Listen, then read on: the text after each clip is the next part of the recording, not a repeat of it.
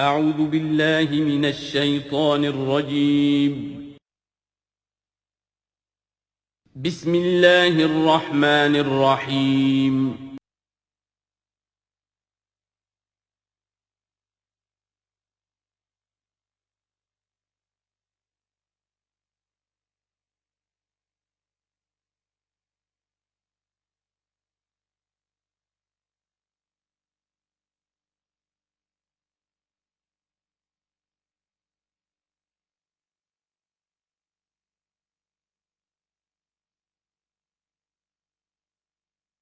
نحمده ونصلي على رسوله الكريم اما بعد فقد قال الله تبارك وتعالى كما ورد في سورة الطلاق اعوذ بالله من الشيطان الرجيم بسم الله الرحمن الرحيم يا ايها النبي اذا طلقتم النساء فطلقوهن لعدتهن واحصوا العدة واتقوا الله ربكم لا تخرجوهن من بيوتهن ولا يخرجن الا ان یاتین بفاحشۃ مبینہ وتلک حدود اللہ ومن یتعد حدود اللہ فقد ظلم نفسہ لا تدری لعل اللہ یحدث بعد ذلک امرا صدق اللہ العظیم۔ میں نے کسی موقع پر یہ عرض کیا تھا کہ قرآن مجید میں یہ مکی اور مدنی صورتوں کا جو مزاج ہے، اس میں جو ایک فرق ہے، اس کی تاثیرات میں جو فرق ہے، واقعہ یہ ہے کہ وہ اس دورہ قرآن ہی میں سمجھ میں آتی ہیں، ورنہ آدمی جب پڑھتا ہے تھوڑا تھوڑا کرتا ہوا پڑھتا ہے تو وہ ساری چیزیں اس تیزی کے ساتھ، اس سیکوینس کے ساتھ سامنے نہیں آتی۔ بہرحال مکی قرآن کی اپنی ایک شان ہے، مدنی صورتوں کا اپنا ایک رنگ ہے۔ اس کو میں نے تعبیر کیا تھا کہ دو جنتیں ہیں قرآن میں، جنتان، ایک مکی جنت ہے، ایک مدنی جنت ہے، تو ہم مدنی جنت کی سیر کر رہے ہیں۔ 8 صورتیں ہم پڑھ چکے ہیں، اب جو آخری 2 صورتیں رہ گئی ہیں اس گلدستے کی، یہ دونوں نہایت حسین جوڑے کی شکل میں ہیں۔ یہاں جو علامت ہے جوڑا ہونے کی، وہ پہلے تو ایک ہے ظاہری، دونوں صورتیں شروع ہوں گی، سورہ طلاق بھی، سورہ تحریم بھی، یا ایھا النبی، یا ایھا النبی۔ دوسری یہ کہ دونوں کا موضوع جو ہے وہ اسلام کا معاشرتی نظام ہے۔ اسلام کا معاشرتی نظام اور خاص طور پر آئلی نظام، آپ کو معلوم ہے اس کی اتنی اہمیت ہے کہ سورہ بقرہ سے بات شروع ہوئی، 4 رکوع وہاں پر مفصل انہی موضوعات پر آئے، پھر سورہ نساء میں مفصل بحثیں آئیں، پھر یہ کہ سورہ نور میں، سورہ احزاب میں، پھر مجادلہ میں ہم نے دیکھا کہ ایک مسئلہ آ گیا زہار کا، اور اب یہاں پر 2 صورتیں مکمل آ رہی ہیں اس 10 صورتوں کے مجموعے میں بھی۔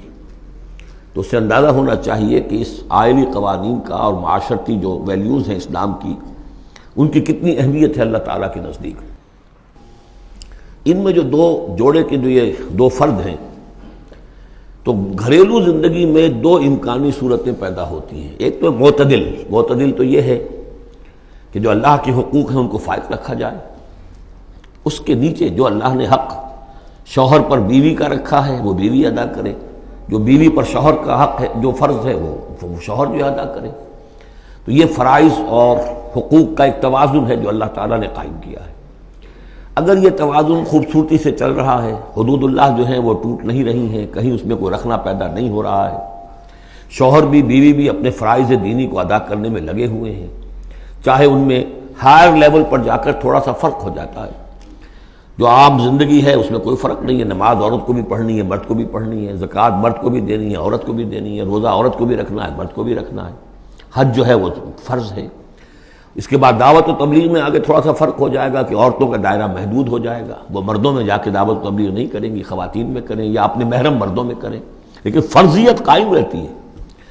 اور اس سے اوپر جا کر تیسرے لیول پر اور ذرا بالواسطہ ان کا معاملہ ہو جاتا ہے، مردوں کے ذریعے سے وہ اقامت دین کی جو میدان کے اندر معاملے ہیں، جنگیں ہیں اور میدان میں جا کر مقابلے ہیں، وہاں ان کا جو رول ہے وہ بالواسطہ ہو جائے گا۔ ان کے بیٹے، ان کے بھائی، ان کے شوہروں کو زیادہ سے زیادہ وہ آزادی دیں، انہیں ریلیو کریں اپنے بوجھ سے، اولاد کی پرورش کا بھی سارا بوجھ اپنے اوپر لے لیں، شوہر کا حصہ جو ہے وہ بھی خود ادا کریں تاکہ شوہر یکسو ہو کر اپنا زیادہ سے زیادہ وقت جو ہے اقامت دین کی جد و جہد میں لگا سکے۔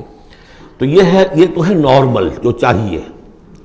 اب اب نارملٹی یا ادھر ہوگی یا ادھر ہوگی، ایک طرف کو ہوئی فرض کیجئے لیفٹ کی طرف ہو گئی، اس کی معنی کیا ہے کہ مزاج نہیں مل رہا، ہر وقت کی چک چک ہے، خام خواہ جو ہے گھر جو ہے اس کے اندر اختلاف ہی اختلاف ہے، ہر وقت کی لڑائی چل رہی ہے، تو اس سے بہتر ہے طلاق ہو جائے۔ وہ ہے طلاق، سورہ طلاق، کہ خام خواہ اس قسم کے مسئلوں میں، لیکن یہ کہ طلاق جو آخری شکل ہے اس کے کچھ حدود ہیں، قیود ہیں، ضوابط ہیں، قواعد ہیں، قوانین ہیں، ان کی پوری پابندی ہو۔ جیسا کہ سورہ نساء میں ہم دیکھ چکے ہیں کہ اگر وہ علیحدہ ہو جائیں تو اللہ دونوں کو غنی کر دے گا، اس کو بھی اور اس کو بھی، اس کے لیے بھی کوئی بہتر، شوہر کے لیے بہتر کوئی بیوی عطا کر دے گا اور اس بیوی کو کوئی شوہر بہتر عطا کر دے گا۔ ایک دوسری انتہا یہ ہوتی ہے کہ شوہر اپنی بیویوں کی اتنی دلجوئی کرے، اتنی ان کی جو ہے پیمپرنگ جس کو کہتے ہیں کرے، کہ اس میں حدود اللہ بھی ختم ہو جائیں، شریعت کے تقاضے بھی ختم ہو جائیں، شریعت کے احکام بھی کہیں جو ہیں پامال ہو جائیں۔ سب سے بڑھ کر یہ کہ جو اپنے فرائض ہیں، دعوت و اقامت دین کی جد و جہد کو ان کو ادا نہ کر سکے، تو اہل و عیال کا اتنا لحاظ، یہ غلط ہے۔ تو دو انتہاؤں کو یہاں پر لیا گیا ہے۔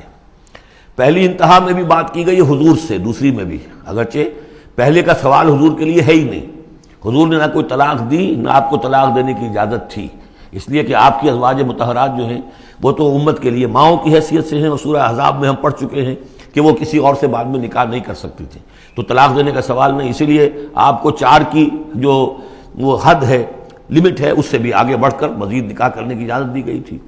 بہرحال یہ رب دیکھ لیجئے گا۔ اب آکے ہم چلتے ہیں، وقت کی کمی کے پیش نظر زیادہ تمہید میں وقت نہیں لینا چاہتا۔ ان صورتوں پر میرے بڑے مفصل دروس موجود ہیں، وہ آپ دیکھ سکتے ہیں۔ یا ایھا النبی اذا طلقتم النساء فطلقوہن لعدتہن، اے نبی جب آپ لوگ اپنی عورتوں کو طلاق دیں۔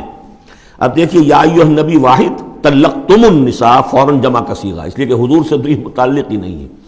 حضور کو تو مسلمانوں کے نمائندے کی حیثیت سے اور معلم کی حیثیت سے اور ہادی کی حیثیت سے خطاب کیا گیا، اصل میں مسلمانوں سے ہے کہ جب تم طلاق دو اپنی بیویوں کو فطلقوہن لعدتہن، تو ان کی عدت کے حساب سے طلاق دو۔ عدت جو ہے وہ ایک تو یہ کہ طہر میں طلاق دی جائے، حیض کی حالت میں نہ ہو، اور پھر یہ ہے کہ اگر دینی ہی ہے تو پھر اس کے بعد بھی جو طلاق دی جائے وہ بھی پھر طہر کی حالت میں دی جائے۔ اس طریقے سے جو بھی قوانین ہیں، وَأَحْصُوا الْعِدَّةَ، عدت کا پورا لحاظ رکھو۔ وہ عدت اس طریقے سے بھی ہے کہ مطلقہ جو ہے جو عدت اس کی ہوگی اس کے اندر وہ کوئی اور شادی نہیں کر سکتی، البتہ عدت پوری کرنے کے بعد وہ آزاد ہوگی۔ عدت اس اعتبار سے بھی ہے کہ اگر طلاق رجعی ہے تو وہ اسی عدت کے اندر شوہر واپس اپنی بیوی کو لوٹا سکتا ہے، اور اگر وہ 1 یا 2 طلاقیں تھیں، طلاق بائن ہو گئی ہے، ان کے درمیان سیپریشن ہو چکی ہے، تب بھی وہ بغیر کسی اور حلالے وغیرہ جس کو ہمارے ہاں کہتے ہیں کہ عورت کے لیے ضروری نہیں ہے کہ وہ کسی اور سے نکاح کرے پھر وہ طلاق دے تو سابق شوہر سے اس کا نکاح ہو، بلکہ یہ کہ وہ دوبارہ نکاح کر سکتے ہیں اگر صرف 2 طلاقوں کے بعد عدت ختم ہوئی تھی۔ تو یہ تمام قواعد و ضوابط ہیں۔ واتقوا اللہ ربکم، اور اللہ کا تقوی اختیار کرو جو تمہارا رب ہے۔ لا تخرجوہن من بیوتہن، انہیں مت نکال باہر کرو ان کے گھروں سے کہ بس غصے میں آئے ہوئے ابھی طلاق بھی نکل جاؤ میرے گھر سے، یہ نہیں، یہ قطعاً غلط بات ہے۔ اس کی عدت ہے اور اس عدت کے اندر وہ تمہارے ہاں رہ سکتی ہے، تمہیں رکھنا ہے اسے اپنے ہاں۔ ولا یخرجن، وہ خود بھی نہ نکلے، الا ان یاتین بفاحشۃ مبینہ، البتہ اگر کوئی کھلی بے حیائی کی بات ہوئی ہے، کوئی بدکاری کی ہے عورت نے، وہ معاملہ اور ہو سکتا ہے کہ اس میں کوئی سختی کی جائے، عام حالات میں نہیں۔ وتلک حدود اللہ، یہ اللہ کے حدود ہیں۔ ومن یتعد حدود اللہ، اور جو اللہ کی حدود سے تجاوز کرے گا، فقط ظلم نفسہ، تو اس نے تو اپنے اوپر بڑا ظلم کیا۔ لا تدری لعل اللہ یحدث بعد ذلک امرا، تمہیں نہیں معلوم کہ شاید اس کے بعد اللہ تعالیٰ کوئی نئی صورت پیدا کر دے۔ غصے میں آ کے 1 طلاق دی، بیوی ابھی عدت کے اندر گھر ہی میں ہے، ہو سکتا ہے کہ وہ غصہ ختم ہو جائے، اسی میں 1 ہی طلاق دی تھی رجوع کر لیا جائے، اللہ تعالیٰ کیا پتہ ہے، اور کوئی حالات ایسے پیدا ہو جائیں، نئی صورت پیدا ہو جائے کہ اس سے آگے بات بگڑے ہی نہ۔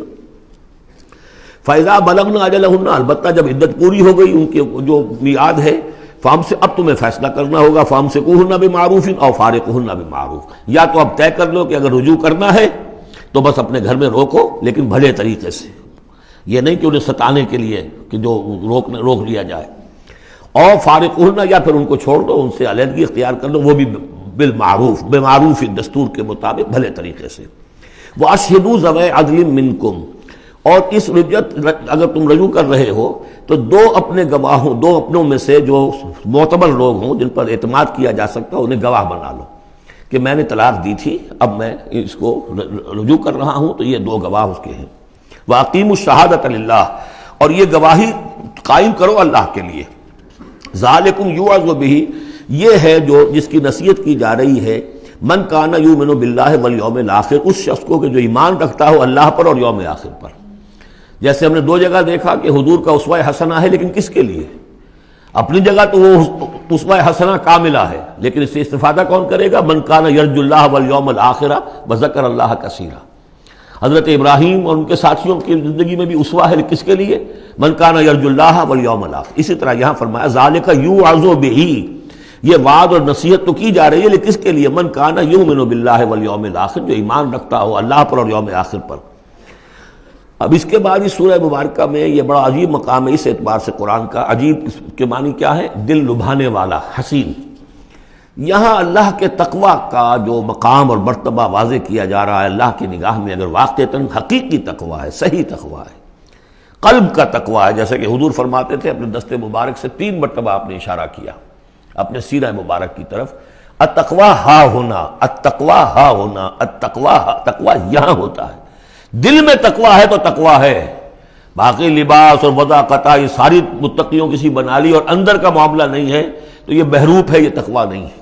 لیکن حقیقی تقوی ہو تو پھر اس کا کیا مقام ہے؟ اب دیکھیے پہلی بات آ رہی ہے، وَمَن يَتَّقِ اللَّهَ يَجْعَلْ لَهُ مَخْرَجًا، جو شخص اللہ کا تقوی اختیار کرے گا اللہ اس کے لیے راستہ پیدا کر دے گا، جہاں بالکل نظر نہیں آئے گا کہ کوئی راستہ، اللہ راستہ پیدا کر دے گا۔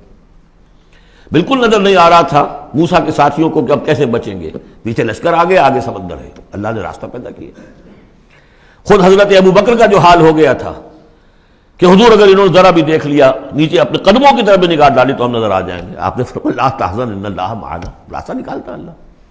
پھر حضور گئے طائف، لیکن وہاں سے خالی ہاتھ آئے، مدینے میں اللہ نے خود ہی کھڑکی کھول دی، 6 آدمی ایمان لے آئے، آپ گئے ہی نہیں اور وہاں انقلاب بھی آ گیا۔ عظیم، اس اعتبار سے اللہ مخرج پیدا کرتا ہے۔ تم صحیح طریقے پر چلتے رہو، تقوی اختیار کرو، صحیح راستے پر جد و جہد کرو، یہ کام اللہ پر چھوڑو، کب اسے منظور ہے اس کا کامیاب ہونا؟ جب ہوگا وہ راستہ ایسا کھول دے گا کہ تمہیں گمان بھی نہیں ہوگا۔ وَيَرْزُقْهُ مِنْ حَيْثُ لَا يَحْتَسِبُ، اور اسے رزق دے گا وہاں سے جہاں سے اسے گمان بھی نہیں ہوگا۔ اقامت دین کی جد و جہد ہو، غلبہ دین کی جد و جہد ہو، اپنے آپ کو اجن صلاتی و نسکی و محیایا و مماتی اس کا فیصلہ کرنا ہو، تو سب سے بڑی رکاوٹ آتی کھائیں گے کیا؟ تو اللہ تو کہتا ہے راضی میں ہوں، ہے ایمان اور یقین اس پر، کر کے دیکھو تو صحیح، اس پر اعتماد تو کرو۔ لیکن یہ کہ اس پر اعتماد کرنا، توکل، بڑی مشکل بات ہے۔ وہ تو جتنا ایمان ہوگا اتنا ہی اعتماد ہوگا، اور گہرا ایمان ہوگا گہرا اعتماد ہوگا۔ وَمَن يَتَّقِ اللَّهَ يَجْعَلْ لَهُ مَخْرَجًا وَيَرْزُقْهُ مِنْ حَيْثُ لَا يَحْتَسِبُ وَمَن يَتَوَکَّلْ عَلَى اللَّهِ فَهُوَ حَسْبُهُ، یہ تو ابھی تقوی والے کی بات ہے کہ وہ وہاں سے رزق دے گا جہاں سے اسے ملے گا بھی نہیں، اور جس نے اللہ پر توکل کر لیا تو وہ اس کے لیے بہت کافی ہو جائے گا۔ توکل کر کے تو دیکھو، حسبہ، وہ اس کے لیے کافی ہے۔ یہاں تک فرمایا ہے حدیث میں، من کان فی حاجت اخیہ کان اللہ فی حاجتہ، اگر کوئی مسلمان اپنے کسی بھائی کی ضرورت پوری کرنے میں لگ رہا ہے، اپنا وقت صرف کر رہا ہے، اللہ اس کی ضرورت پوری کرنی شروع کر دیتا ہے۔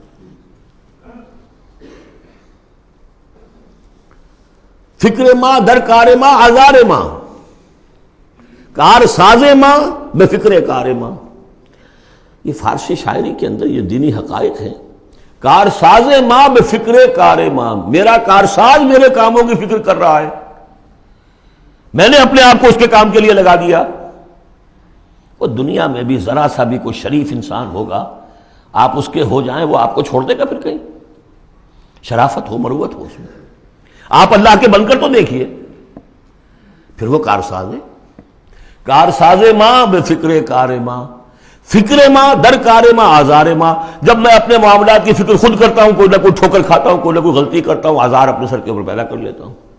اپنے آپ کو حوالے کرو، اس کا نام ہے تفویض الامر الی اللہ، افوض امری الی اللہ ان اللہ بصیر بالعباد۔ ان اللہ بالغ امرہ، اللہ تعالیٰ تو اپنا معاملہ تو پورا کر کے ہی رہتا ہے۔ وہ تو دین کو غالب کرنا ہی ہے. کون اس کے اندر نفع کما گیا، کون محروم رہ گیا، یہ ان کی قسمت ہے. ابو بکر اور عمر اور عثمان اور علی اور عبد الرحمن ابن عوف یہ اپنی بازی جیت گئے. ابو جہل ابو لہب محروم رہ گئے. یہ تو اب ان کا معاملہ ہے. اللہ تو اپنی بات پوری کرا دے گا، اور اس دنیا کے ختم ہونے سے پہلے پورے کل ارضی پر اللہ کا دین غالب ہوگا. یہ ہونا ہے. دیکھنا یہ ہے کہ تم اس بہتی گنگا میں کو ہاتھ دھونے کو تیار ہو یا نہیں، یا تم محرومین کی فہرست میں اپنے آپ کو لانا چاہتے ہو. بس اپنا تن من دھن لگا دو اس کے اندر. تمہاری ہڈیوں کا چورا ہو کر بھی اس نئی تعمیر کی بنیادوں میں اگر لگ جائے تو بہت بڑی کامیابی ہے. قد جعل اللہ لکل شیء قدرا، بہت عمدہ مقام ہے. اللہ نے ہر چیز کے لیے ایک اندازہ مقرر کیا ہوا ہے. کب اللہ کی مدد آئے گی یہ بھی اس نے طے کیا ہوتا ہے. You have to qualify.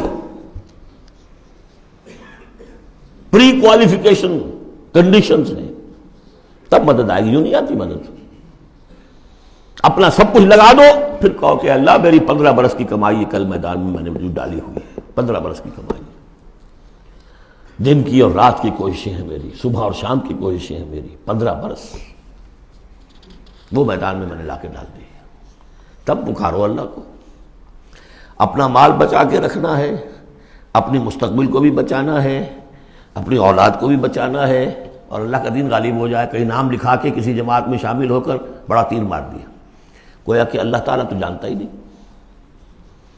کتنی کنٹریبیوشن ہے، کتنا ایثار ہے، کتنی قربانی ہے، کتنا وقت ہے، کتنی محنت ہے، اللہ جانتا ہے.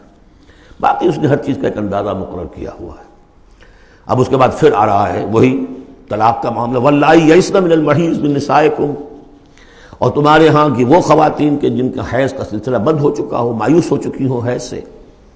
ان ارتبتم فعدتہن 3 اشہر، اگر اس میں کوئی شک بھی ہو تو پھر 3 مہینے عدت ہو جائیں گے. اب حیض تو آ نہیں رہا کہ 3 ہے طہر اور 3 حیض کا کوئی حساب کیا جائے. واللائی لم یحضن، اور وہ ابھی بچپن میں نکاح ہو گیا چونکہ ہو جاتا تھا، اور ابھی بچی کو جو ہے وہ ابھی ایام شروع ہی نہیں ہوئے ہیں، تو اب ان کی عدت کیسے ہوگی اگر ان کو طلاق دے دی گئی؟ تو ان کے لیے بھی یہ کہ 3 مہینے. وَأُولَاتُ الْأَحْمَالِ أَجَلُهُنَّ أَن يَضَعْنَ حَمْلَهُنَّ، اور جو حاملہ ہوں ان کی پھر عدت یہ ہے کہ وہ وضع حمل ہو جائے، بچے کی پیدائش ہو جائے، اس کے بعد وہ ان کی جو ہے عدت ختم ہوگی. یہ بھی ہو سکتا ہے کہ پورے 8 مہینے لگ جائیں، 9 مہینے لگ جائیں، 4 مہینے ہو، 6 ہوں، واللہ اعلم. وَمَن يَتَّقِ اللَّهَ، پھر دیکھیے تقویٰ. وَمَن يَتَّقِ اللَّهَ يَجْعَل لَّهُ مِنْ أَمْرِهِ يُسْرًا، جو اللہ کا تقویٰ اختیار کرتا ہے اللہ اس کے کاموں میں آسانی پیدا کر دیتا. فَسَنُيَسِّرُهُ لِلْيُسْرَىٰ، ذالک امر اللہ انزلہ الیکم، یہ اللہ کا حکم ہے جو اس نے نازل کر دیا ہے تمہاری طرف. اللہ یہ ذمہ داری لے رہا ہے اپنے اوپر. ومن یتق اللہ یکفر عنہ سیئاتہ، اور جو اللہ کا تقوی اختیار کرے گا اللہ تعالیٰ اس کی برائیوں کو، اب یہ آخرت کا معاملہ ہو رہا ہے، اس کی برائیوں کو، اس کے گناہوں کو اس کے نامہ اعمال سے دھو دے گا. ویعظم لہ اجرا، اور اس کے لیے بہت بڑا اجر اور ثواب ہے جو عطا کرے گا. اسکنوہن من حیث سکنتم من وجدکم، اب کسی عورت کو طلاق دی ہے، ایک طلاق دی ہے، عدت میں رکھنا ہے گھر میں، وہ پہلے آ چکا ہے، لیکن گھر میں ایسا نہ ہو کہ کہیں کسی ملازمہ کی کوٹڑی میں ڈال دو اس کو. اسکنوہن من حیث سکنتم، وہیں رکھو جہاں تم رہتے ہو. من وجدکم، جو بھی تمہاری جو مقدور ہے اس کے مطابق، اسی سٹیٹس کے ساتھ. ولا تضاروہن لتضیقوا علیہن، اور انہیں کوئی تکلیف نہ پہنچاؤ کہ ان پر تنگی کر دو کہ وہ خود ہی جلدی سے روانہ ہو جائیں، گھر چھوڑ کے نکلنے پہ مجبور ہو جائیں. وَإِن كُنَّ أُولَاتِ حَمْلٍ، اور اگر وہ حاملہ ہوں، فَأَنفِقُوا عَلَيْهِنَّ، تو اب ان کے اوپر خرچ کرو، ان کا نان نفقہ وہ تمہارے ذمے ہے. حَتَّى يَضَعْنَ حَمْلَهُنَّ، یہاں تک کہ پھر وہ واضح حمل سے فارغ ہو جائیں. فَإِنْ أَرْضَعْنَ لَكُمْ، پھر اگر وہ تمہارے لیے، تمہارے بچہ تو تمہارا ہے، اس کو اگر دودھ پلاتی ہیں، فَآتُوهُنَّ أُجُورَهُنَّ، تو انہیں ان کا اجر اور ان کا بدلہ عطا کرو. وَاعْتَمِرُوا بَيْنَكُمْ بِمَعْرُوفٍ، اور آپس میں مشورہ کر لیا کرو بڑے بھلے طریقے سے. اگر طلاق بھی ہو گئی کوئی بات نہیں، انسان تو ہے نا، انسانی سطح پر، اب شوہر بیوی نہیں رہے لیکن انسان تو ہے، انسانی سطح کے اوپر بات کر لی جائے. وَاعْتَمِرُوا بَيْنَكُمْ بِمَعْرُوفٍ وَإِن تَعَاثَرْتُمْ، اور اگر کہیں ایسی زدم زدہ ہو جائے کہ بیوی کہ میں تو دودھ نہیں پلاتی یا کوئی اور مسئلہ ہو، فَسَتُرْضِعُ لَهُ أُخْرَىٰ، تو پھر کوئی اور عورت جو ہے اس کو دودھ پلائے. لِيُنْفِقْ ذُو سَعَةٍ مِّن سَعَتِهِ، اب اس تمام معاملے میں جو بھی شوہر ہے وہ خرچ کرے، جو وسعت والا ہے وہ اپنی وسعت کے مطابق خرچ کرے، جو اس کا بھی سطح اللہ نے اسے دی ہے اس کے مطابق. وَمَنْ قُدِرَ عَلَيْهِ، اور جس کے اوپر اللہ تعالیٰ نے رزق کی کوئی تنگی رکھی ہے، ناپ تول کر دے رہا ہے، کوئی فراوانی نہیں ہے، فَلْيُنْفِقْ مِمَّا آتَاهُ اللَّهُ، تو وہ خرچ کرے اس میں سے جو اللہ نے اس کو دیا ہے۔ لا يُكَلِّفُ اللَّهُ نَفْسًا إِلَّا مَا آتَاهَا، اللہ تعالیٰ کسی جان کو ذمہ دار نہیں بنائے گا مگر اسی حد تک جو کچھ کہ اس نے اسے دے رکھا ہے۔ کشادگی دی ہے تو اپنی اس بیوی جو ہے مطلقہ، اس کے اوپر تم رکھو، کشادگی رکھو، تنگی ہے تو ٹھیک ہے اس حساب سے دو، اللہ تو جانتا ہے۔ سَيَجْعَلُ اللَّهُ بَعْدَ عُسْرٍ يُسْرًا، یقیناً اللہ تعالیٰ جو ہے اس کے لیے سختی کے بعد آسانی بھی پیدا کر دے گا۔ وَكَأَيٍّ مِّن قَرْيَةٍ أَتَتْ عَنْ أَمْرِ رَبِّهَا، اور کتنی ہی بستیاں ایسی ہیں جنہوں نے اپنے رب کے حکم سے سرکشی کی، وَرُسُلِهِ، اور اپنے رسولوں سے سرتابی کی، ان کا کفر کیا، فَحَاسَبْنَاهَا حِسَابًا شَدِيدًا وَعَذَّبْنَاهَا عَذَابًا نُكْرًا، تو ہم نے پھر ان سے محاسبہ کیا، ان کا بہت شدید محاسبہ، اور ہم نے ان پر آفت ڈالی اور عذاب بھیجا ان پر، بہت بڑا عذاب۔ فَذَاقَتْ وَبَالَ أَمْرِهَا، پھر ان بستیوں نے اپنے معاملے کی پوری سزا جو ہے بھگت لی۔ وَكَانَ عَاقِبَةُ أَمْرِهَا خُسْرًا، اور یقیناً جو ابھی عاقبت والا معاملہ آنے والا ہے، ان کے معاملے کا جو ابھی عاقبت ہے وہ تو پھر بڑے ہی ٹوٹے والا معاملہ ہے۔ أَعَدَّ اللَّهُ لَهُمْ عَذَابًا شَدِيدًا، اللہ تعالیٰ نے ان کے لیے بڑے شدید عذاب کو تیار کیا ہوا۔ فَاتَّقُوا اللَّهَ يَا أُولِي الْأَلْبَابِ، تو اے ہوش مندو اللہ کا تقوی اختیار کرو، وہی تقوی جس کے اوپر 4 مختلف طور سے بات ہو چکی ہے۔ الذین آمنوا، اے وہ ہوش مندو جو ایمان بھی لے آئے ہو، اللہ کا تقوی اختیار کرو۔ قد انزل اللہ الیکم ذکرا، اللہ نے تمہاری طرف ذکر نازل کر دیا ہے۔ یہ آیت بڑی اہم ہے، ذکر کی آگے وضاحت آ رہی۔ ذکر سے مراد کیا ہے؟ رسولا یتلو علیکم آیات اللہ مبینات لیخرج الذین آمنوا وعملوا الصالحات من الظلمات الی النور، رسول کہ جو پڑھ رہا ہے آیات اللہ کی تم پر، تمہیں سنا رہا ہے، اور وہ آیات بینات ہیں تاکہ نکالے وہ تمہیں، ان لوگوں کو جو ایمان لائے اور جنہوں نے نیک عمل کیے، اندھیروں سے نور کی طرف۔ تو ذکرہ، قد انزلنا الیکم ذکرہ، اور ذکرہ کی وضاحت رسولا یتلو علیکم آیات اللہ مبینات، یہی بات پھر آگے جا کے سورہ بینہ میں آئے گی، ابھی صرف نوٹ کر لیجئے، پھر جا کر بات پوری واضح وہاں ہوگی۔ وَمَن يُؤْمِن بِاللَّهِ وَيَعْمَلْ صَالِحًا يُدْخِلْهُ جَنَّاتٍ تَجْرِي مِن تَحْتِهَا الْأَنْهَارُ خَالِدِينَ فِيهَا أَبَدًا، اور جو کوئی اللہ پر ایمان رکھتا ہے اور نیک عمل کرتا ہے، اور نیک عمل سے مراد ایمان کے جملہ تقاضے ہیں۔ اب نیک عمل جب مکے میں جب تک تھے حضور، نیک عمل کیا تھا؟ ابھی شراب بھی حرام نہیں ہے، جوا بھی حرام نہیں ہے، سود بھی حرام نہیں ہے، پہلے 10 برس نماز 5 گانا بھی نہیں ہے۔ اس وقت نیک عمل کا کیا مطلب ہے؟ اللہ پر ایمان اور اس کی دعوت، اور تکلیف آئے تو استقامت اور جھیلنا۔ نماز آئی تھی، رات کو کھڑے رہا کرو اللہ کے سامنے، اس وقت کا نیک عمل یہ تھا۔ اب جیسے جیسے آیا، مدینے میں آ گئے، اب جہاد ہے، قتال ہے، انفاق ہے، مال خرچ کرو، اب روزہ بھی فرض کیا گیا، اب نماز 5 گانا بھی جو ہے 2 سال پہلے ہو چکی ہے، اب تمہارے اوپر زکوٰۃ بھی ایک نصاب کے حساب سے آ گئی ہے، عشر بھی آ گیا ہے، اب یہ ہے۔ تو جس وقت دین کا جو تقاضا ہے وہ پورا کرنا، جملہ تقاضے، وہ عمل صالح ہے۔ ہمارا تصور یہ ہوتا ہے جہاں قرآن میں عمل صالح آیا، نماز، روزہ، ذکر، یہ اذکار، یہ ہمارے ذہن میں آتا ہے، ہم اس کو پڑھتے ہیں اپنے ذہن میں صرف ان چیزوں کے حوالے سے، جبکہ عمل، جدوجہد، محنت، وہ ہر جگہ جو حکم ہے جس وقت کا حکم ہے۔ وَمَن يُؤْمِن بِاللَّهِ وَيَعْمَلْ صَالِحًا يُدْخِلْهُ جَنَّاتٍ تَجْرِي مِن تَحْتِهَا الْأَنْهَارُ خَالِدِينَ فِيهَا أَبَدًا، وہ داخل کرے گا ان باغات میں جن کے نیچے ندیاں بہتی ہوں گی، اور اس میں وہ رہیں گے ہمیشہ ہمیش، ابدا۔ قد احسن اللہ لہ رزقا، اللہ تعالیٰ نے اس کے لیے بڑا عمدہ رزق فراہم کیا ہے۔ اب ایک آیت آ رہی ہے جو آیات متشابہات میں سے ہے، تاحال اللہ الذی خلق 7 سماوات، جیسے تو یہ کہ 7 آسمانوں کا معاملہ بھی میں بار بار عرض کرتا رہا ہوں کہ ابھی آیات متشابہات میں شمار ہوگا۔ وَمِنَ الْأَرْضِ مِثْلَهُنَّ، اللہ تعالیٰ نے 7 آسمان بنائے ہیں اور زمین میں سے بھی اتنی ہی، ویسی ہی، گویا کہ زمینیں بھی کوئی 7 زمینیں ہیں۔ اب اس پر یہ ہے کہ مختلف مفسرین نے اپنے اپنے اندازے، زمین کے 7 طبقات ہیں یا کچھ اور، لیکن بہرحال ابھی ہم نہیں سمجھ سکیں گے، کوئی 7 زمینیں بھی ہیں، کسی وقت آ کر یہ حقیقت منکشف ہو جائے گی۔ یتنزل الامر بینہن، اور یہ آسمان اور زمین کے درمیان اللہ کا امر نازل ہوتا ہے، جیسا کہ ہم پڑھا ہے سورہ سجدہ میں، یدبر الامر من السماء الى الارض ثم يعرج الیہ فی یوم کان مقدارہ 1000 سنۃ مما تعدون، یہ 1000 سال کی اللہ تعالیٰ کی ایک پلاننگ ہوتی ہے، آسمان سے زمین کی طرف اس کا فیصلہ جو ہے وہ آتا ہے، فرشتے لے کر آتے ہیں، تنفیذ ہوتی ہے، اور پھر یہ کہ وہ امر جو ہے اٹھا لیا جاتا ہے۔ اب اگلے 1000 سال کا دوسرا امر ہے جو اللہ کی طرف سے اگلے دن کا لیے طے ہو چکا ہے۔ لِتَعْلَمُوا أَنَّ اللَّهَ عَلَىٰ كُلِّ شَيْءٍ قَدِيرٌ، تمہیں اس کا یقین رہنا چاہیے کہ اللہ تعالیٰ ہر چیز پر قادر ہے۔ میں نے یہ بات عرض کی ہے کہ 2 صفات اللہ کی ہیں جس میں یہ انتہائی اہمیت کے ساتھ عَلَىٰ كُلِّ شَيْءٍ قَدِيرٌ بِكُلِّ شَيْءٍ عَلِيمٌ، ان 2 صفات کا تو مراقبہ اتنا گہرا ہونا چاہیے کہ کبھی شک نہ آنے پائے کسی چیز کے بارے میں۔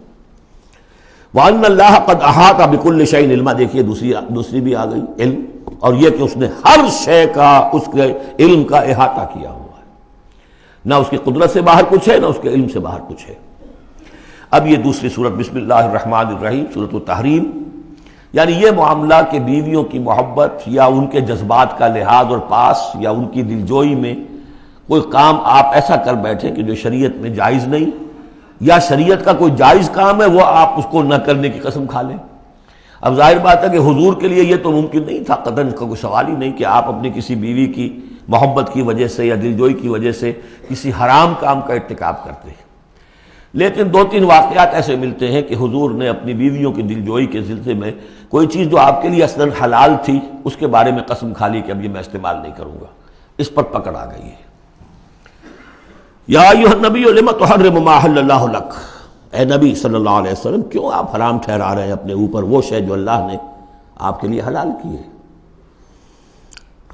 تبتغی مرضات ازواجک، کیا آپ چاہتے ہیں اپنی بیویوں کی رضا جوئی؟ واللہ غفور الرحیم، اب دیکھیے یہ تیور بتا رہے ہیں اللہ تعالیٰ کی جو یہ ناپسندیدگی۔ یا ایھا النبی لم تحرم ما احل اللہ لک تبتغی مرضات ازواجک واللہ غفور الرحیم، اللہ غفور الرحیم ہے، اللہ نے معاف فرمایا، اللہ نے آپ کی خطا سے درگزر کیا۔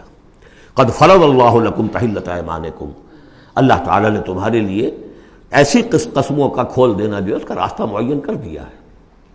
فرض میں یہ بھی سمجھا گیا، لازم ٹھہرایا ہے، یعنی کوئی غلط قسم کھا لی ہے تو اس فرض ہے کہ اسے توڑ دیا جائے، لیکن توڑنے کا کفارہ ہے، ایسے نہیں توڑ دیا جائے گا۔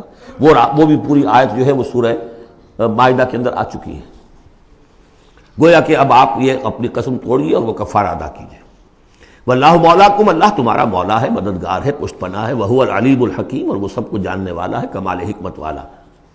وَإِذْ أَسَرَّ النَّبِيُّ إِلَىٰ بَعْضِ أَزْوَاجِهِ حَدِيثًا، اور جب نبی نے صلی اللہ علیہ وسلم اپنی بعض ازواج، اپنی کسی زوجہ محترمہ کو کوئی بات بتائی، اسرہ، اسرار سے، خفیہ طور پر، راز کے طور پر، میں ان تفاصیل میں نہیں جا رہا کہ واقعات کیا تھے ورنہ بہت دیر لگ جائے گی، بات سمجھنی چاہیے، باقی یہ کہ آپ تفسیروں میں دیکھ سکتے ہیں۔ تو آپ نے کوئی بات اپنی کسی ایک زوجہ محترمہ کو بتائی اور کہا دیکھو یہ کسی اور سے کہنا نہیں، یہ میرا راز ہے۔ فلما نبات بہی، جب انہوں نے اس کو ظاہر کر دیا، عورتوں کے کہتے ہیں پیٹ ہلکے ہوتے ہیں اس معنی میں کہ راز رکھنے اپنے پاس، بہت سے مرد بھی عورتوں کی طرح کے ہوتے ہیں، ان سے کوئی چیز چھپائی نہیں جاتی، نہ ہر زن زنست نہ ہر مرد مرد، لیکن یہ کہ عام طور پر یہ عورتوں کی کمزوری شمار ہوتی ہے، تو ازواج مطہرات سے بھی اس کا صدور ہوا ہے۔ فلما نبات بہی، جب انہوں نے اسے ظاہر کر دیا، وَأَظْهَرَهُ اللَّهُ عَلَيْهِ، اللہ تعالیٰ نے اپنے نبی کو صلی اللہ علیہ وسلم سے مطلع فرما دیا کہ وہ راز نہیں رہا ہے، راز آپ کی ان اہلیہ نے فاش کر دیا ہے۔ عَرَّفَ بَعْضَهُ، تو حضور نے کچھ تو ان کے سامنے ظاہر کر دیا، وَأَعْرَضَ عَن بَعْضٍ، بات پوری ان کو نہیں بتائی، بعض جو ہے روک لی۔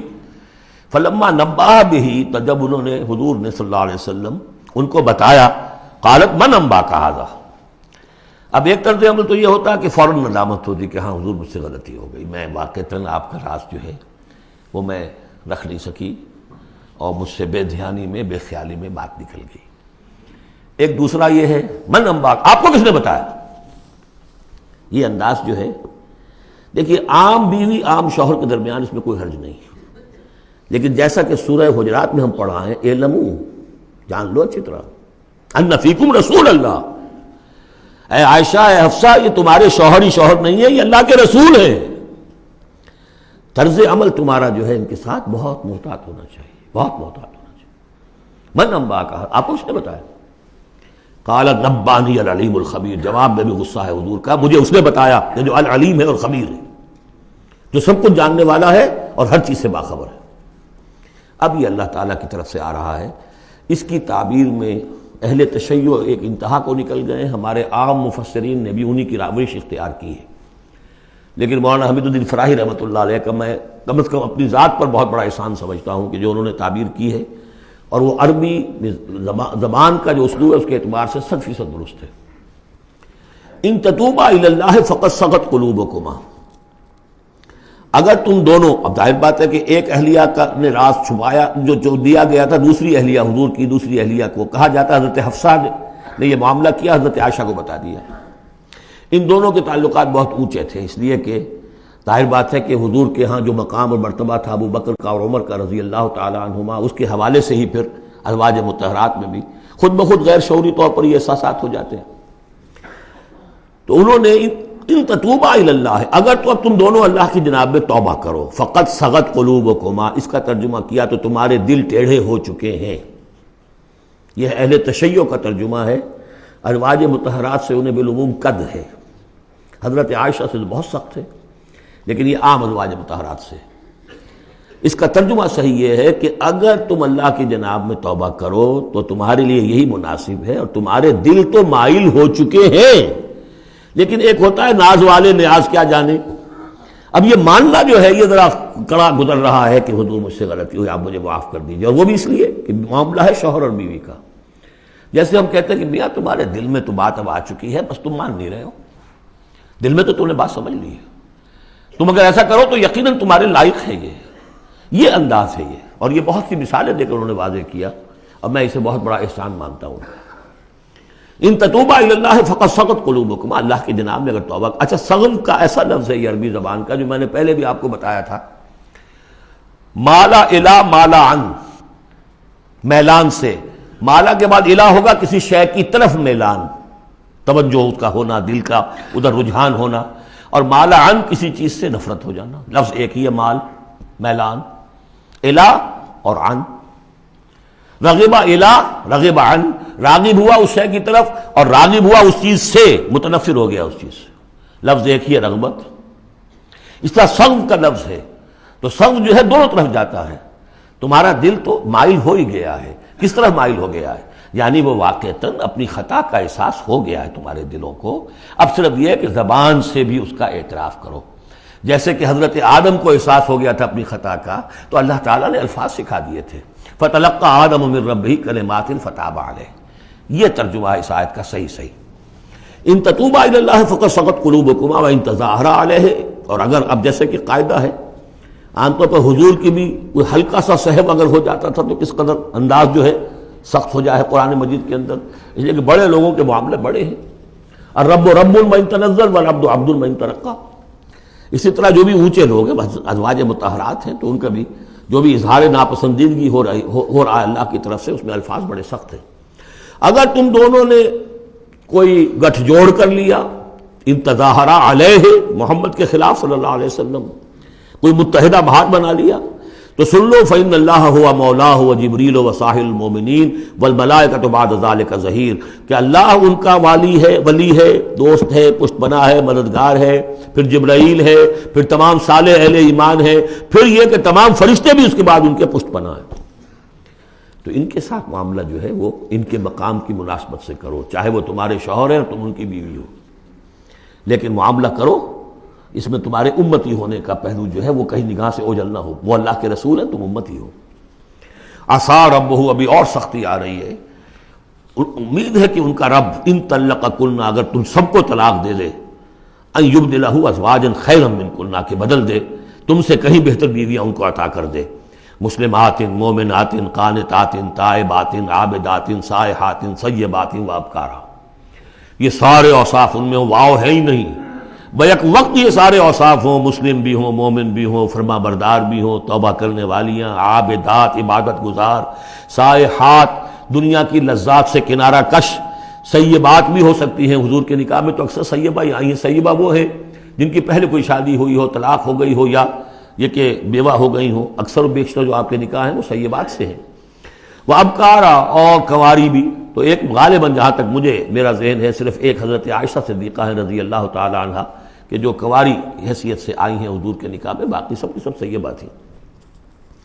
یہ تو ہو گیا ایک خاص معاملہ عائلی زندگی سے متعلق حاصل کیا ہوا کہ وہ معتدل معاملہ رکھو، حقوق الزوجین اپنی جگہ ہیں، فرائض الزوجین اپنی جگہ ہیں، اللہ کے حقوق اس سے بالا ہیں، ان کو اوپر قائم رکھو، اور اس کے تحت جو ہے جو بھی اللہ نے حقوق معین کر دیے، فرائض معین کر دیے، ان کو ادا کرو۔ لیکن یہ کہ ادھر اگر ہو گیا معاملہ تو بھی سلیقے سے ہو، بات نہیں بن رہی ہے، اگر رخصت کرنا تو شرافت کے ساتھ، اس کے یہ قواعد و ضوابط ہیں، اور اگر ادھر جانا ہے تو روکو اپنے آپ کو کہ کہیں ان کی محبت، یا ایھا الذین آمنوا ان من ازواجکم واولادکم عدوا لکم فاحذروہم، تو ڈرو ایسا نہ ہو کہ ان کی محبت جو ہے وہ تمہیں کسی غلط راستے پر لے جائے۔ اب جو حصہ آ رہا ہے سورہ مبارکہ کا، اس میں ایک تو یہ 3 آیتیں درمیان میں آ رہی ہیں، وہ تو خاص طور پر جو ہے یوں سمجھیے خواتین سے متعلق نہیں ہے، مردوں سے متعلق ہیں، اور وہ اصل میں سورہ حدید کا سلسلہ جو ہے جو آخر اب اختتام پر آ رہا ہے، اس کا نقشہ جو ہے یہاں پر پھر آ جائے گا۔ یا ایھا الذین آمنوا قوا انفسکم واہلیکم نارا، اہل ایمان بچاؤ اپنے آپ کو اور اپنے اہل و عیال کو آگ سے۔ یعنی دیکھیے ایک نیگیٹو اسپیکٹ تو یہ آیا تھا، یا ایھا الذین آمنوا ان من ازواجکم واولادکم عدوا لکم فاحذروہم، یہ تو نیگیٹو ہے، اپنے آپ کو محفوظ رکھو، ان کی محبت، ان کی دلجوئی تمہیں غلط راستے پر نہ ڈال دے۔ اب یہاں جو پازیٹو ہے، تم جن کے بھی شوہر ہو اور تم جن کے بھی باپ ہو، ان کی زندگی کو دین کے رخ پر ڈالنا تمہاری ذمہ داری ہے، اپنی سی کوشش کرنا۔ حضرت نوح کا ایک بیٹا بھی ان کے نگاہوں کے سامنے غرق ہو گیا، کوئی بات نہیں، لیکن تم کیا کر رہے ہو؟ تم اپنے اہل و عیال کے حق میں سمجھا تم نے یہ ہے کہ صرف نان نقصے کی ذمہ داری ہے، کھانا پلانا ہماری ذمہ داری ہے، بس یہ بہت غلط ہے۔ بندہ مومن ہونے کے ناطے پہلا فرض یہ ہے کہ اپنے اولاد، اپنے اہل و عیال کو آگ سے بچانے کی فکر، تربیت ان کی، دین کے لیے رجحان ادا کرنا ان میں، اس کے لیے جو بھی ممکن طریقے ہو اختیار کرنا، یہ تمہاری ذمہ داری ہے۔ یا ایھا الذین آمنوا، اہل ایمان بچاؤ پہلے اپنے آپ کو، فطری بات ہے، قوا انفسکم، جیسے حضور فرمایا کرتے تھے اپنے خطبے میں، اوصیکم ونفسی بتقوی اللہ، میں تمہیں بھی وصیت کرتا ہوں مسلمانوں کے اللہ کا تقوی اختیار، اپنے نفس کو بھی۔ اسی طرح قوا انفسکم واہلیکم نارا، بچاؤ اپنے آپ کو اور اپنے اہل و عیال کو آگ سے، وقودھا الناس والحجارہ، اس کا ایندھن بنیں گے انسان اور پتھر، علیہا ملائکۃ غلاظ شداد، اور اس پر ایسے فرشتے ہیں، معمور ہیں اس جہنم پر، کہ جو بڑے تند خو ہیں، سخت دل ہیں، شداد، لا یعصون اللہ ما امرہم۔ اب جب تم یا تمہارے لاڈلے، تمہاری لاڈلی بیوی اور تمہارے لاڈلے بیٹے اور بیٹیاں جب جہنم میں جھونکے جائیں گے، اگر اللہ نے تمہیں بچا بھی لیا اور وہ تمہارے سامنے جہنم میں جائیں گے، تو سوچ لو ان کی چیخ و پکار اور ان کا نالا و شیون، وہ فرشتوں کا دل جو ہے اسے پسیجے گا نہیں، وہ بڑے سخت دل ہیں۔ اب سوچ لو کن کے حوالے کرنا چاہتے ہو؟ جہنم کے داروغہ کے حوالے کرنا چاہتے ہو اپنی بیویوں کو اور اپنی اولادوں کو؟ یہ محبت نہیں، یہ تو عداوت ہو گئی ہے۔ تم سمجھ رہے ہو کہ محبت کا مزہ ہے، یہ اعلیٰ تعلیم دلوا رہے ہیں۔ کون سی تعلیم دلوا رہے ہو؟ جو انہیں دین کی طرف راغب کرنے والی ہے یا باغی کرنے والی ہے؟ یہ تمہاری رحمت ہے، محبت ہے، یا عداوت ہے، دشمنی ہے؟ علیہا ملائکۃ غلاظ شداد، ان کا دل پسیجے گا نہیں، پتھر کی طرح سخت دل ہوگے ان کے، غلاظ شداد، چیخے جاؤ، چلائے جاؤ، نالا و شیون، لا یعصون اللہ ما امرہم، جو اللہ کا حکم ہوگا وہ اس کی نافرمانی نہیں کریں گے، جس کو جو عذاب دینا ہے وہ دیں گے، وَيَفْعَلُونَ مَا يُؤْمَرُونَ، اور کریں گے وہی کچھ جس کا انہیں حکم دیا جائے گا۔ یا ایھا الذین کفروا لا تعتذروا اليوم، اور کہا جائے گا اے کافرو اب آج تم کوئی بہانہ نہ بناؤ، انما تجزون ما کنتم تعملون، تمہیں وہی کچھ بدلے میں دیا جا رہا ہے جو تم عمل کر کے لائے۔ اس کے بعد ایک عظیم آیت آ رہی ہے اس سورہ مبارکہ، بلکہ اس پورے گروپ کے حوالے سے، جو میں نے عرض کیا تھا پل صراط کا ایک نقشہ آیا ہے وہاں، اس کی ایک جھلک یہاں بھی دکھائی گئی ہے، جو سورہ حدید میں تھا وہ یہاں ہے، یہاں اختصار کے ساتھ۔ یا ایھا الذین آمنوا توبوا الی اللہ توبۃ نصوحا، اہل ایمان توبہ کرو اللہ کی جناب میں بڑے خلوص کے ساتھ، اخلاص کے ساتھ۔ اس توبہ کو یہی نہ سمجھیے کہ خدا نخواستہ کوئی شراب پیتا ہے بس اسے توبہ کر لی، ٹھیک ہے یہ بھی توبہ ہے، کوئی رشوت لیتا ہے، رشوت سے توبہ کر لی، یہ بھی توبہ۔ سب سے بڑی توبہ یہ تم جا کدھر رہے ہو، دنیا کی طرف یا آخرت کی طرف؟ کس کے نقش قدم کی پیروی کر رہے ہو، محمد کی صلی اللہ علیہ وسلم یا کسی اور کی؟ زندگی کا رخ کیا ہے؟ پلٹو، لوٹو اللہ کی طرف، آخرت کی طرف، جو آپ پڑھ چکے ہیں سورہ ذاریات، ففروا الی اللہ، دوڑو اللہ کی طرف، لپکو اللہ کی طرف۔ کدھر جا رہے ہو؟ فأین تذهبون، کدھر جا رہے ہو؟ یا ایھا الذین آمنوا توبوا الی اللہ توبۃ نصوحا۔ غفلت میں زندگی گزر گئی، اب بھی جب تک کہ موت کے آثار شروع نہیں ہوتے، چاہے کتنا بڑھاپا آ گیا، موقع ہے۔ فرائض دینی کو سمجھو کہ وہ کیا ہے، ان کو ادا کرنے کے لیے کمر کسو۔ فرائض دینی صرف نماز و روزہ ہی نہیں ہے، فرائض دینی باطل کے غلبے کے تحت اگر تم زندگی گزار رہے ہو تو اس کے خلاف بغاوت، اس کے لیے جد و جہد، یہ نہیں کہ بس کھڑے ہو نعرہ مارو اور کوئی آپ کے اوپر گولیاں چلیں، تیاری کرو اس کے لیے، جماعتی زندگی ہو، ان کی تربیت ہو۔ 12 برس تک مکے میں جو کرتے رہے محمد رسول اللہ صلی اللہ علیہ وسلم، اس کا کوئی عکس ہو، وہ کیفیت تو پیدا نہیں ہو سکتی۔ یہ رتبہ بلند ملا جس کو مل گیا، کوئی عکس اس کا 1000 میں ایک درجے میں کچھ تو ہو، یہ پیدا کرو، تیاری کرو، سمجھو منہج انقلاب نبوی کیا تھا۔ توبوا الی اللہ توبۃ نصوحا، خالص توبہ، پاک توبہ۔ یہ نہ ہو کہ دل میں کہیں چور رکھا ہوا ہے کہ پھر کرنا تو ہے وہی کام، توبہ کی تسبیح کر لو، وہ توبہ نہیں۔ اگر تم خالص توبہ کرو گے، عسیٰ ربکم ان یکفر عنکم سیئاتکم، امید ہے تمہارا رب تم سے تمہاری برائیوں کو دور کر دے گا، نامہ اعمال کے دھبے بھی دھو دے گا۔ التائب من الذنب کمن لا ذنب لہ، جو حقیقت میں توبہ کر لے گناہ سے، وہ ایسے جیسے اس نے گناہ کبھی کیا ہی نہیں۔ اور یہ کہ آئندہ بھی تمہارے دامن کردار پر جو داغ ہیں وہ بھی دھو دے گا۔ وَيُدْخِلَكُمْ جَنَّاتٍ تَجْرِی مِن تَحْتِهَا الْأَنْہَارُ، داخل کرے گا تمہیں ان باغات میں جن کے دامن میں ندیاں بہتی ہوں گی۔ یوم لا یخزی اللہ النبی والذین آمنوا معہ، جس دن کہ اللہ تعالیٰ نہیں رسوا کرے گا نہ اپنے نبی کو نہ ان کو جو ان کے ساتھ ایمان لائے، صلی اللہ علیہ وسلم ورضی اللہ تعالیٰ عنہم اجمعین۔ نورہم یسعی بین ایدیہم، ان کا نور دوڑتا ہوگا ان کے سامنے، وبایمانہم، اور ان کے داہنی طرف۔ وہی الفاظ ہے جو سورہ حدید میں آئے۔ دل میں ایمان تھا تو نور ایمان سامنے کی طرف اس کا ٹارچ کی روشنی پڑے گی، اور اعمال صالحہ کا نور داہنی طرف ہوگا۔ داہنا ہاتھ اعمال صالحہ کا قاسم ہے۔ یقولون ربنا اتمم لنا نورنا، اور وہ کہتے ہوں گے کہ اے رب ہمارے نور کو کامل فرما دے۔ اس کو مطلب سمجھ لیجئے، حضور نے فرمایا جن کو نور عطا ہوگا، کچھ لوگوں کا نور تو صرف اتنا ہوگا کہ ان کے قدموں کے آگے روشنی ہو جائے گی، وہ بھی بڑی غنیمت ہے۔ اندھیرے میں پگڈنڈی پر چلنا ہو تو وہ اتنی ٹارچ کی روشنی بھی وہ معلوم ہوگا بہت غنیمت ہے۔ لیکن کچھ لوگوں کو ایسا نور ملے گا کہ جس کی روشنی یہاں مدینے سے صنعاء تک جائے گی، یمن کا شہر۔ ابو بکر صدیق کو کون سی روشنی ملے گی؟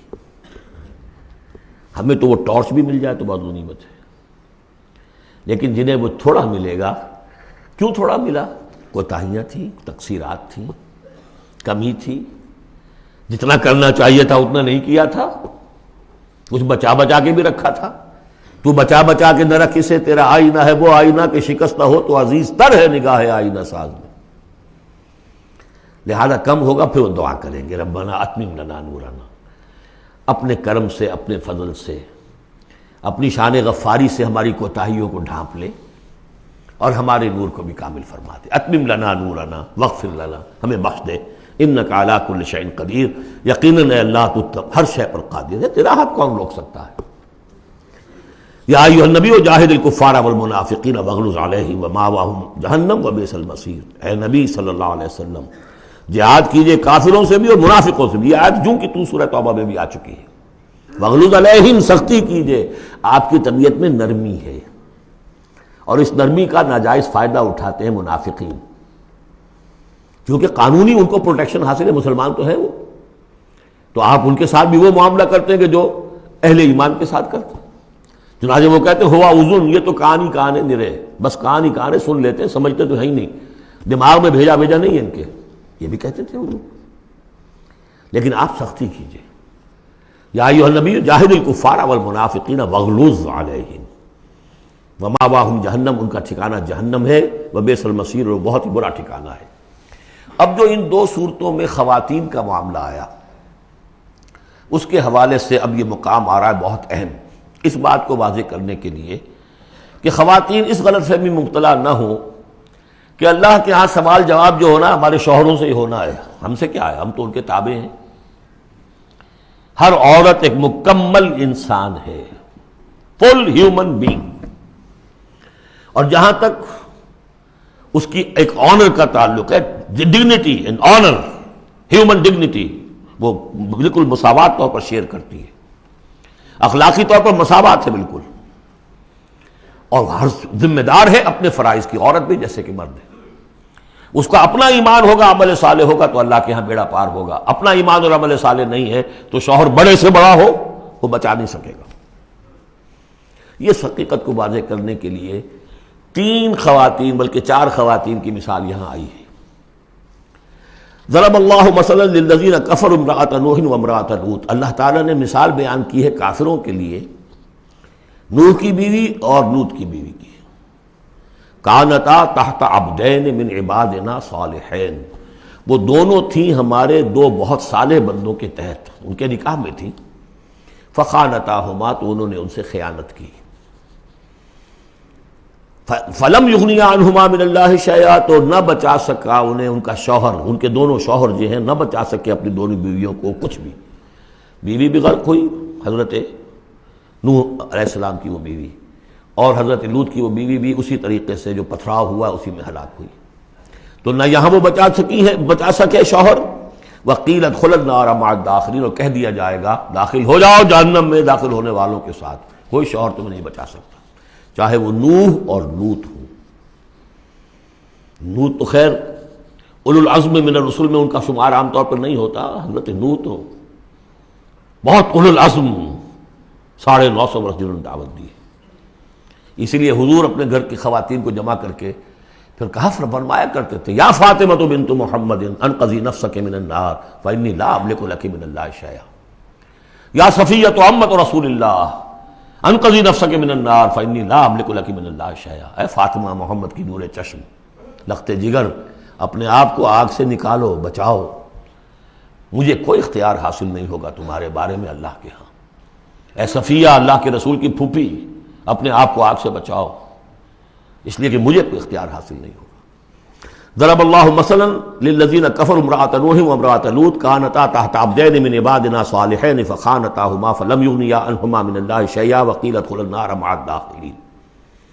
یہ میں بیان کر چکا ہوں ایک دفعہ پہلے بھی کہ اہل تشیع کا خیال یہ ہے کہ یہ زانیہ تھیں دونوں بیوییں، اہل سنت اس کو تسلیم نہیں کرتے۔ خیانت صرف اسی معاملے میں نہیں ہوتی، خیانت رازداری میں سب سے بڑی خیانت ہے، کہ جو راز ہوتے تھے یہ وہ اپنے دشمن، جو حضور انبیاء کے رسولوں کے دشمن تھے، اپنی قوم کے لوگوں کو ان کے راز پہنچا دیتی تھی، یہ خیانت تھی۔ اس لیے کہ سورہ نساء میں جو آیا ہے فالصالحات قانتات حافظات للغیب، غیب کے اندر حفاظت کرنا پوری، ظاہر بات ہے کہ بیوی سے زیادہ بڑھ کر تو کوئی نہیں ہوتا کہ جو شوہر کی باتوں سے واقف ہو، تو یہ خیانت ہے اہل سنت کے نزدیک ہو۔ لیکن بہرحال نتیجہ یہی ہے کہ وہ پھر جہنمی ہے، اور صرف نبی کی بیوی ہونے کے ناطے سے انہیں چھٹکارا نہیں مل جائے گا۔ وضرب اللہ مثلا للذین آمنوا امرأۃ فرعون، اور اہل ایمان خواتین کے لیے اللہ تعالیٰ نے مثال بیان کی ہے فرعون کی بیوی کی، آسیہ ان کا نام تھا۔ اذ قالت رب ابن لی عندک بیتا فی الجنہ، اب اس ایک جملے میں ان کی پوری ذہنی اور نفسیاتی کیفیت سامنے آ رہی ہے، جبکہ اس اللہ کی بندی نے کہا پروردگار میرے لیے تو جنت میں اپنے پاس ایک مکان بنا لے، وَنَجَّنِي مِن فِرْعَوْنَ وَعَمَلِهِ، مجھے نجات دے اس فرعون سے بھی اور اس کے عمل سے بھی، وَنَجَّنِي مِنَ الْقَوْمِ الظَّالِمِينَ، اور اللہ جلد از جلد مجھے نجات دے ان ظالموں کی قوم سے۔ یعنی موت کی آرزو کر رہی ہیں، محل میں عیش و آرام ہر طرح کا حاصل ہوگا، کیا نہیں ہوگا، لیکن اللہ کے ساتھ ایمان کا معاملہ یہ ہے، اور شوہر کا جو بھی خدائی کا دعویٰ کر کے بیٹھا ہوا ہے، کیا اس نے کفر کا اور اس کا معاملہ ہے، تو ان کے اندر بیزاری کتنی ہے اپنے اس شوہر سے۔ تو گویا کہ 2 انتہائی مثالیں آ گئیں، بہترین شوہروں کے ہاں بدترین انجام والی بیویاں، اور بدترین شوہر کے ہاں بہترین انجام والی بیوی جس کا کہ ذکر ہو رہا ہے، اور سب سے اونچی جو خواتین ہوں گی حضرت مریم، حضرت آسیہ، حضرت خدیجہ، حضرت عائشہ، حضرت فاطمہ، یہ یوں سمجھیے چوٹی کی خواتین ہوں گی قیامت میں۔ تو اس حوالے سے یہ جو آسیہ ہیں یہ بھی انہی میں۔ وَمَرْيَمَ ابْنَتَ عِمْرَانَ الَّتِي أَحْصَنَتْ فَرْجَهَا، تیسری مثال دی ہے، عورت خود بھی نیک ہو اور اسے نیک تربیت مل جائے، نیک ماحول مل جائے۔ وَكَفَّلَهَا زَكَرِيَّا، حضرت زکریا جو ہیں انہوں نے ان کی کفالت کی، ان کی پرورش کی، ان کو اپنے پاس رکھا، تربیت کی، ایک نبی کے آغوش تربیت میں پلی ہیں، لہذا وہ نور علی نور ہے۔ وَمَرْيَمَ ابْنَتَ عِمْرَانَ الَّتِي أَحْصَنَتْ فَرْجَهَا فَنَفَخْنَا فِيهِ مِن رُوحِنَا، تو ہم نے پھونک ماری اس میں اپنی روح کی۔ وَصَدَّقَتْ بِكَلِمَاتِ رَبِّهَا، اور اس نے تصدیق کی اپنے رب کی تمام باتوں کی، جو بھی وحی کے ذریعے سے فرشتے بتاتے رہے کہ اے مریم تجھے اللہ نے چن لیا ہے، اور اے مریم تمہارے لیے اللہ کا فیصلہ یہ ہے کہ تیرے ہاں بیٹا ہوگا، یہ ساری باتیں انہوں نے مانی تسلیم کی۔ صدقت بکلمات ربہا وکتبہ، اور جو اس کی کتابیں تھیں، ظاہر بات ہے کہ تورات ان کے پاس موجود تھی، زبور ان کے پاس موجود تھی، انبیاء کے اور صحیفے ان کے پاس موجود تھے۔ یہ تو صرف 1900 سال پر پہلے کی بات ہے جو ہم کر رہے ہیں اس وقت۔ All the prophets of the old testament, ان کے تمام صحیفے، پوری اولڈ ٹیسٹمنٹ موجود تھی۔ وکتبہ، اور اس کی تمام کتابوں کی انہوں نے تصدیق کی۔ وکانت من القانتین، اور وہ تو بہت ہی فرما بردار بندیوں میں سے تھیں۔ تو تین چیزیں تو آ گئی، چوتھی کسر رہ گئی کہ نہیں رہ گئی؟ آپ نے کچھ سوچا یا نہیں؟ بہترین شوہر کے ہاں بدترین بیوی، بدترین شوہر کے ہاں بہترین اور خاتون، ایک خاتون نور علی نور، خود بھی نیک ماحول بھی نیک۔ چوتھی کون سی بات رہ گئی؟ خود بھی بدتینت اور شوہر اس سے بڑھ کر، بلکہ یہ کہنا مشکل ہو جائے کہ شوہر زیادہ بدتینت ہے یا وہ خود زیادہ بدتینت ہے۔ اس کی مثال معلوم ہے کہاں ہے؟ تبت یدا ابی لہب وتب ما اغنی عنہ مالہ وما کسب سیصلی نارا ذات لہب وامرأتہ حمالۃ الحطب فی جیدہا حبل من مسد۔ یہ پھر جب وہاں پہنچیں گے پڑھیں گے، شوہر بھی بدتینت، بیوی بھی بدتینت، ظلمات بعضها فوق بعض۔ اللہ کے فضل و کرم سے سورہ تحریم ختم ہوئی، اب ہم پھر آ رہے ہیں مکی جنت میں داخل ہو رہے ہیں۔ یہاں سے اب آخری گروپ شروع ہو رہا ہے۔ آخری منزل تو سورہ قاف سے شروع ہوئی تھی، چھٹا گروپ مکی اور مدنی صورتوں کا یہاں ختم ہو گیا۔ 7 صورتیں، حسین ترین صورتیں قرآن کی، وہ پہلی 7 صورتیں تھیں، سورہ قاف، سورہ ذاریات، سورہ طور، سورہ نجم، سورہ قمر، سورہ رحمان، عروس القرآن، پھر سورہ واقعہ، پھر یہ 10 صورتیں آ گئیں، سورہ حدید، سورہ مجادلہ، سورہ حشر، سورہ ممتحنہ، سورہ صف، سورہ جمعہ، سورہ منافقون، سورہ تغابن، سورہ طلاق، سورہ تحریم۔ اب پھر یہ مکی قرآن مجید، یہ آخری گروپ ہے۔ اس میں بھی پہلی 6 صورتیں جو ہیں وہ 3 کے سب گروپس کی شکل میں ہیں۔ سورہ ملک بڑی، جیسے سورہ قاف وہاں تھی اسی مقام پر یہاں سورہ ملک ہے، بہت جامع اس کی تاثیر، اور یہ بہت حضور کو عزیز تھی۔ آپ کی یہ معمولات میں سے تھا، رات کو سوتے ہوئے آپ سورہ ملک پڑھا کرتے تھے، اور اس کی آپ نے تلقین کی ہے۔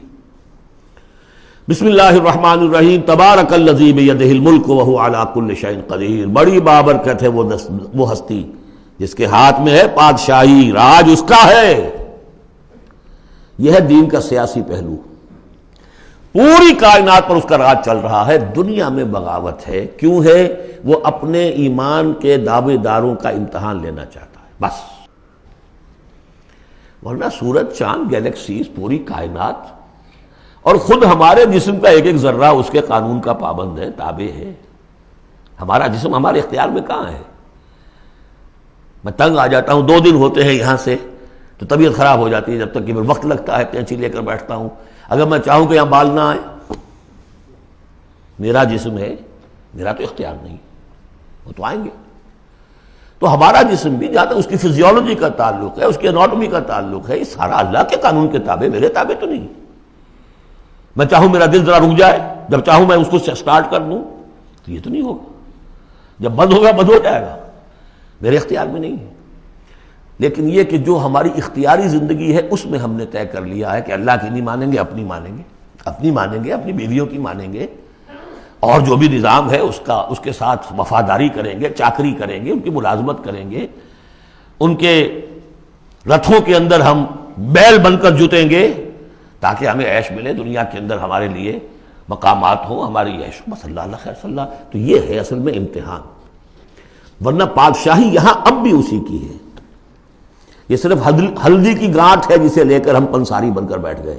میری مرضی، میرا خیال، میرا نظریہ یہ ہے، اور ہمارے نزدیک جو ہے طریقتکم المثلی، ہمارے جو کلچر ہے، مثالی نظام جو ہم نے بنایا ہے، ہمیں اس کی حفاظت کرنی ہے. تبارک الذی بیدہ الملک وہو علی کل شیء قدیر، وہ ہر چیز پر قادر ہے. الذی خلق الموت والحیات لیبلوکم ایکم احسن عملا. اب دیکھیے ہم نے حیات انسانی کا جو اب تک سمجھا ہے، جس کو کہ عمر نے، جو کہ بہت بڑا شاعر ہے، اس نے اپنی بیوی سے خطاب کر کے کہا ہے حیات ثم موت ثم بعث حدیث و خرافات یا عمری. یہ کیا ہے زندگی پھر موت پھر زندگی، یہ کیا سب حدیث و خرافات معاذ اللہ. ہم نے بھی دیکھا پہلے کنتم امواتا فاحیاکم ثم یمیتکم ثم یحییکم ثم الیہ ترجعون. یہ وقفے کیوں ڈالے گئے؟ یہ موت کا وقفہ کیوں ڈال کر زندگی کا ایک حصہ نکال دیا علیحدہ؟ 30 40 50 60 سال یہ دنیا کی زندگی، پھر موت کا وقفہ.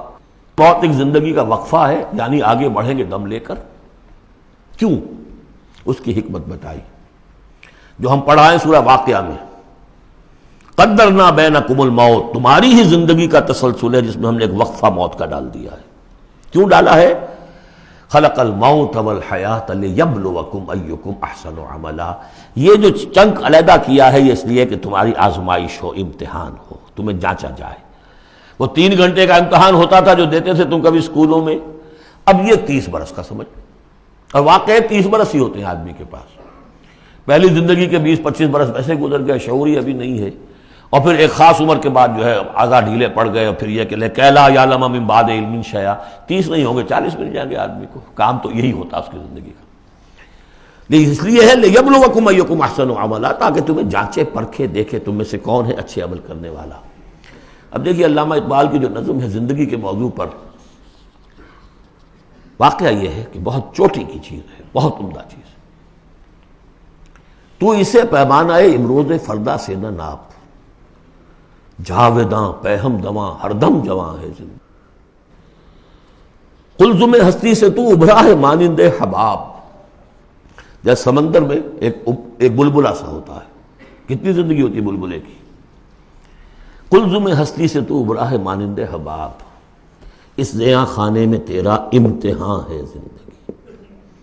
خلق الموت والحیات لیبلوکم ایکم احسن عملا. ہے کبھی جان اور کبھی تسلیم جان ہے زندگی. کبھی زندگی جان سے مترادف ہے، عبارت ہے. کبھی جان دینا اصل زندگی ہے. وَلَا تَقُولُوا لِمَنْ يُقْتَلُ فِي سَبِيلِ اللَّهِ أَمْوَاتٌ بَلْ أَحْيَاءٌ وَلَكِنْ لَا تَشْعُرُونَ.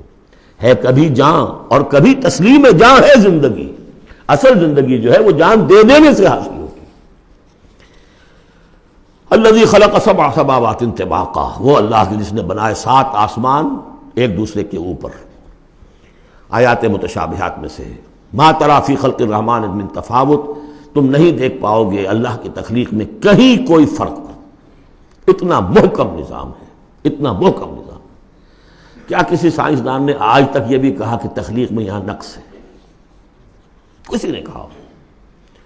زوالوجی کی فیلڈ میں یا باٹنی کی فیلڈ میں یا کسی اور فیلڈ میں، جیولوجی کی فیلڈ میں، ایسٹرونومی کی، کسی نے کہا ہے؟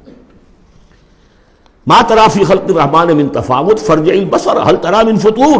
پھر ذرا دوبارہ لوٹا لو اپنی نگاہ، دیکھ لو، ہر میدان میں دیکھ لو، کہیں تمہیں کوئی رکھنا نظر آتا ہے؟ اگر یہ تخلیق کامل ہے تو کامل حقیقت میں کون ہے؟ اس کا خالق، اس کا باری، اس کا مصور. بس یہ نظر نہیں آتا. سائنسدان سب کچھ دیکھ رہے ہیں، ڈھونڈنے والا ستاروں کی گزرگاہوں کا اپنے افکار کی دنیا میں سفر کر نہ سکا. بڑے بڑے صاحب بصیرت اور بڑے بڑے عقل مند اپنی ناک تلے کے پتھر سے ٹھوکر کھاتے ہیں. دیکھ رہے ہیں ٹیلیسکوپ سے ٹھوکر کھا رہے ہیں وہاں جو سامنے پتھر پڑا ہوا ہے اس سے. یہ ہو رہا ہے آج ہمارے ساتھ. سپر جیل کا بسرا کر رہے ہیں، پھر لوٹاؤ ذرا اپنی نگاہ کو 2 مرتبہ اور. ینقلب الیک البصر خاسئا وہو حسیر. تمہاری نگاہ تھک ہار کر لوٹ آئے گی، تمہیں ہماری تخلیق میں کہیں کوئی رکھنا، کوئی دراڑ نظر نہیں آئے گی. بارک اللہ لی ولکم فی القرآن العظیم ونفعنی وإیاکم بالآیات والذکر الحکیم۔